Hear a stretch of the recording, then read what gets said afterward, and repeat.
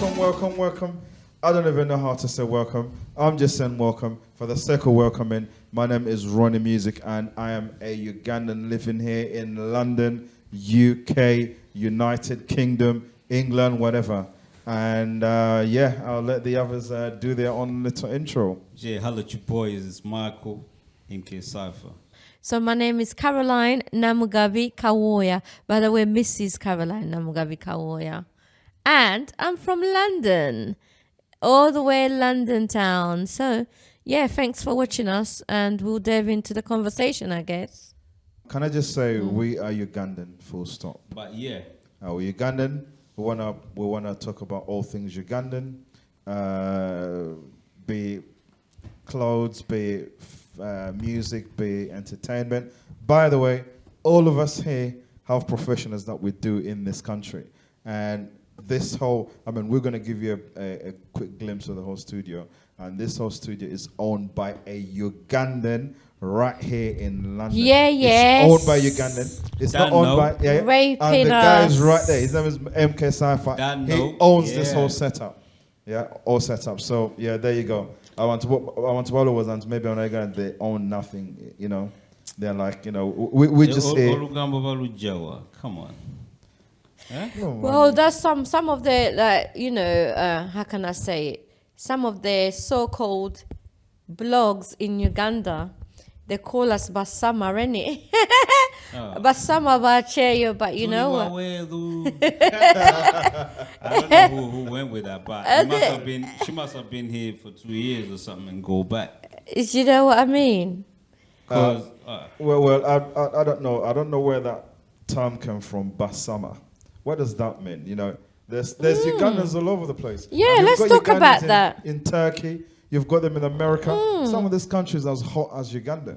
Is this so, Basama? Which means we've come from a cold country and we've gone back to Uganda in the summer? I think maybe because before, a long time ago, like most of the people used to go back during summertime. That's when everyone go vacation. During summertime here or during summertime in Uganda? During summertime here. Yeah. So that's where most of the people used to flood over there, and enjoy themselves and show off. And in the summer? Yeah, during the summer, yeah. So in the cold months, they'll come back? Like, no. Like, most of the people go for 2 weeks, or a week, or 3 days or something. Yeah, it's not really like... Only the guys that, you know, got something to do. You don't travel 8 hours for 3 days and come back? Yeah, I do. I've done that. I've been shut down now. Yeah. Okay. Yeah, I've done that because if you're self-employed, like, you know, you have to make sure like you don't stay in places for too long because you have to make money and pay your bills. King of your castle. Yeah. So if you don't work, then who's gonna pay for your shit? Like, you know. Okay. But from what I know, Basama, where it came from, it means that from what I've heard, that, you know, we come for the heat over there, for the hot weather, for the food, for like a short time or period, enjoy the sun, enjoy the food, and then come back, spend our money there, and then come back, and then go back. Because obviously the Pearl of Africa, which is Uganda, is consistently most times hot. Yeah, because remember, like, most of the people never travel during, like, they only travel during festival seasons. Like, either you travel in June, July, August, or you go back in December. But even in December, they think Basama, yeah. Yeah, so it's something that I wouldn't understand it fully because. Can I just make something clear? Basama, okay, fine. You know, you call us Basama. No one really cares, although it's become like an unknown topic. Yeah. Anyone. So when they say diaspora, let's also get this also correct. When they say diaspora, does that mean anyone outside of Uganda? It must be diaspora. I think so. Is there main? So you've got the main countries where Uganda, by the UAE, Tebanji. Then you go to Ebungeleza. Then you go to USA. So the other countries are like secondary, don't you think? Yeah, I think you can throw in South Africa as well because Oh yeah, South Africa. Yeah, yeah, yeah. they're really turn up. There are a lot of Ugandans in South Africa. Yeah, they're really turn up. By the way, wherever you're watching this, whether it be South Africa, be it whatever, we want you guys to literally make comments in the comment section. Tell us who you are, where you are. We want to talk about you. The topic for today, we're talking about Ugandans in the diaspora. I want to Uganda Balos and everybody in Uganda. For instance, we're in a studio in London right now, owned by Michael Cypher. Check him out, by the way. And, you know, when they say what does that mean? You know, is that? I think it's another word of hustle, like, you know. Yeah, it's another word of hustle, I yeah, believe. but hasn't it been made to feel like it's but like a for bad them- thing? No, it's not a bad thing, but mainly it's people who work, like, I don't know, I don't even want to say this, but they think like Kubache is cleaning old people's, like working in care, like that's what they think, and cleaning up, but most of the people don't clean up. I never have an experience like that, cleaning up shit or working a car wash. I never, though I wanted it, I wanted to, yeah. I wanted to own a car wash. There, Yeah, I wanted to own a car wash, but most of the people back home think like when you do them kind of jobs, that's kubachi, like, but for me the hustle is different. Yeah? The hustle is like creating work, creating jobs, and, you know, being an employer. Exactly. So you are of a different mindset, which a lot of people of ownership mindset. So, in terms of like, or kubache, or what they say, as you said, clearly said, majority of them thinks that you are working within the health sector, cleaning, or not even cleaning, doing like care work, as you said, but Yeah. or looking you could after be older old people, Yeah, Yeah. that's care. but you could be an owner of a care home. You could be. I know owners that are Ugandans. Yeah, but- I know owners that own Ugandans that own cleaning company. Does that mean kubacheyo? No. If no, you but own a most of the cleaning time- company. most of the time, the term is used to people who are no like who have no like that fundamentals, like, you know, they work for other people. Their mindset is going to work because, you know, back home, like, we use the British culture, like you're meant to go study and then go work, but in the Ugandan community, like in the Ugandan culture, we have to be entrepreneurs because that's the way we are.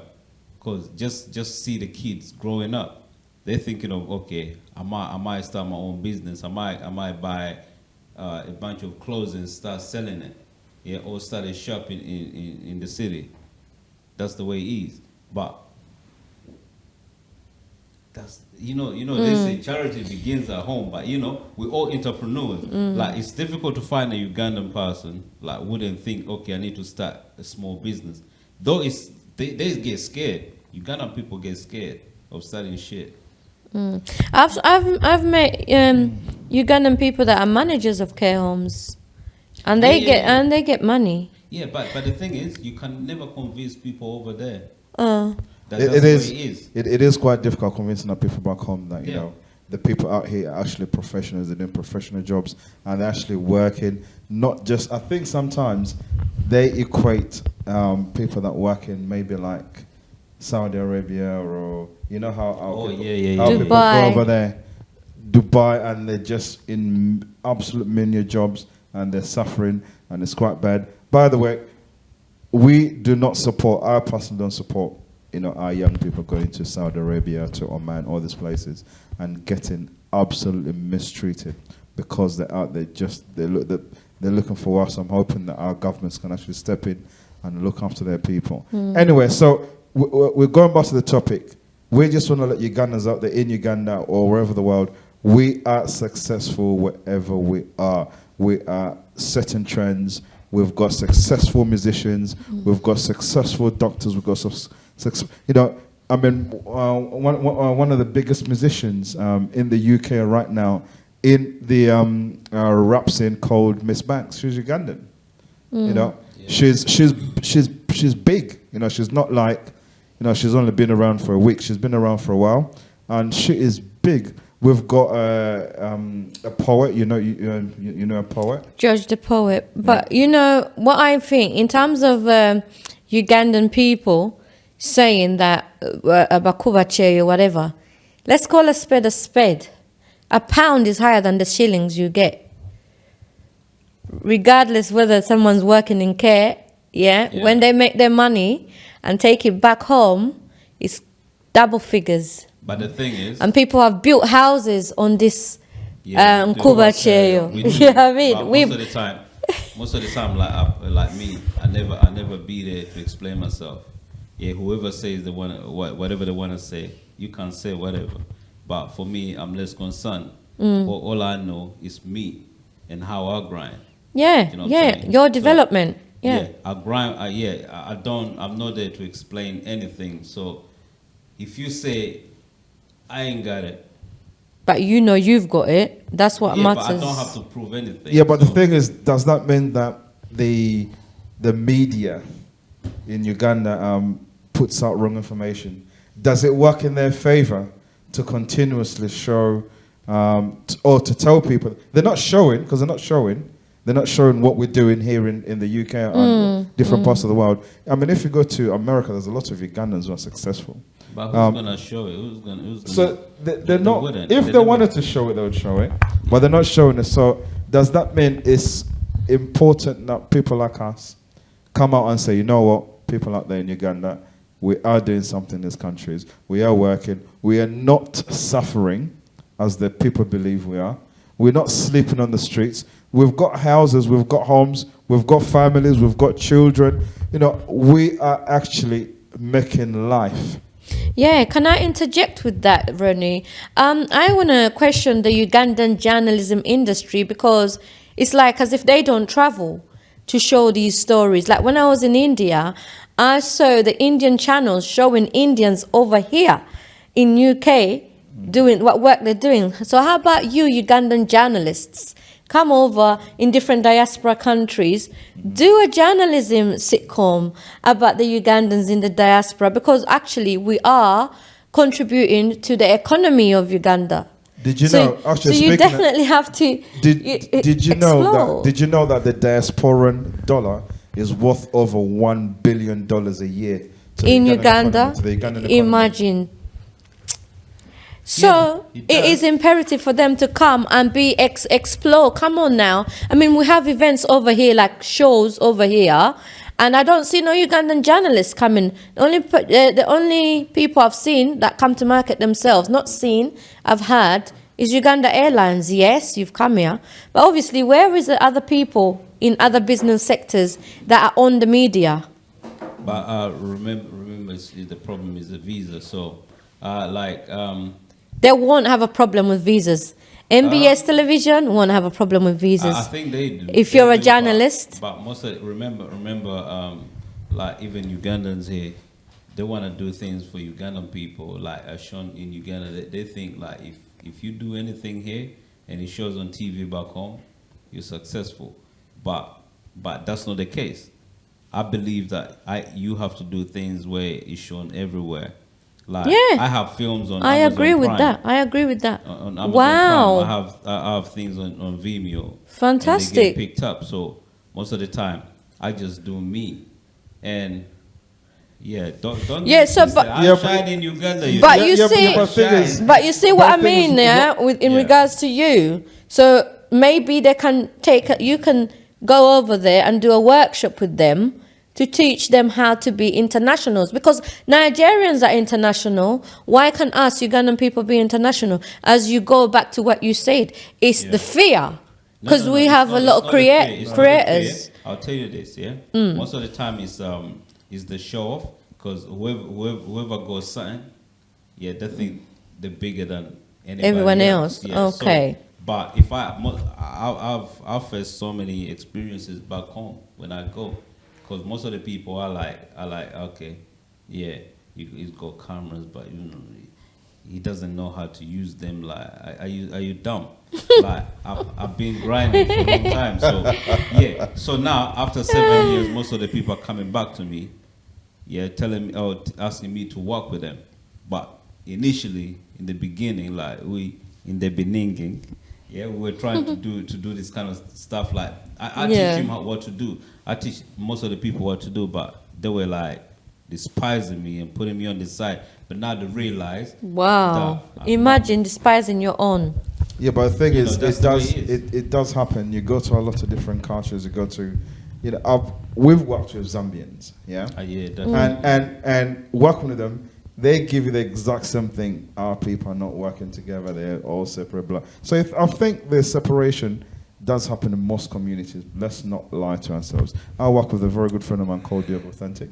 He's a musician, and he does say that even him being a Nigerian musician in London, it's not as straightforward as what we might think it might be, and thinking that all these guys are going to jump on is still a hassle. Yeah, of course there is tribal segregation. Yeah, but remember most of the time, like I work with Nigerians and Ghanaians, and like I work with most of the people around the world. But the thing is, Nigerians and Ghanaians, like they see their music is played on TV. On radios here, but then when you go, like, who is the owner of Link Up TV? Is it Ugandan. Yeah, but have you seen any Ugandan music on there? Actually, only Miss Banks, but it's not Ugandan. Miss Banks, but and Double S is on there all day. Double S, yeah. I speak to all of them, but the thing is, there is not like a Ugandan musician from Uganda on Link Up TV. Yeah, unless they do grime. Yeah, because that's a grime channel. Yeah, but Link Up TV is a grime it's a channel for any musician, right? No, it's not. Yeah, but his target is grime. Yeah.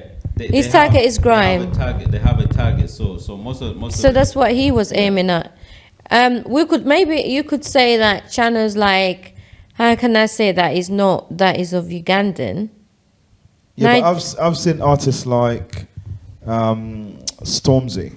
He's gone to Ghana and he's found Ghanaian artists and he's done like a grime tune with them.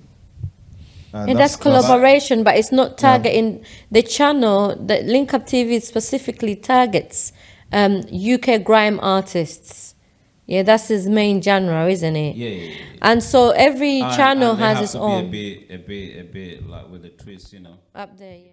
Because people out there might look at it and go, oh, what are you guys doing? But we're actually doing a lot of things with people back home. People back home, you need to really appreciate what we do.